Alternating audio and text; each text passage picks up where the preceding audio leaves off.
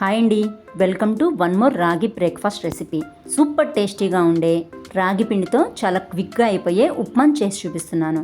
దీనికోసం ముందుగా కడాయిలో పోపుతో పాటు కాసిన జీడిపప్పు వేసి చక్కగా ఫ్రై అయినాక ఒక రెమ్మ కరివేపాకు, సన్నగా కట్ చేసి పెట్టుకున్న పచ్చిమిర్చి వేసి 2 నిమిషాలు ఫ్రై చేసుకున్నాక కట్ చేసి పెట్టుకున్న ఉల్లి, టమాటా, క్యారెట్ ముక్కల్ని వేసేసి అవి కూడా కాస్త ఫ్రై అయినాక 1 కప్పు బొంబాయి రవ్వ వేసి సన్నని మంట మీద 2-3 నిమిషాలు ఫ్రై అయినాక అదే కప్పుతో రాగి పిండి కూడా వేసి సన్నని మంట మీద మంచి అరోమా వచ్చే వరకు ఫ్రై చేసుకోవాలి.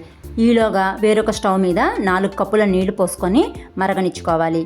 ఆ మరిగిన వేడి నీటిని రాగి పిండి రవ్వ మిశ్రమంలో పోసుకొని ఉండలు కట్టకుండా చక్కగా మిక్స్ చేసేసుకున్నాక రుచికి సరిపడా ఉప్పును కూడా వేసేసి మరొకసారి పూర్తిగా మిక్స్ చేసేసుకొని దగ్గర పడ్డాక స్టవ్ ఆఫ్ చేసేసి ఫైనల్గా 1 టేబుల్ స్పూన్ నెయ్యి, సన్నగా కట్ చేసి పెట్టుకున్న కొత్తిమీర తరుగు వేసేసుకొని మిక్స్ చేసేసుకొని 5 నిమిషాల తర్వాత సర్వ్ చేసుకోవడమే.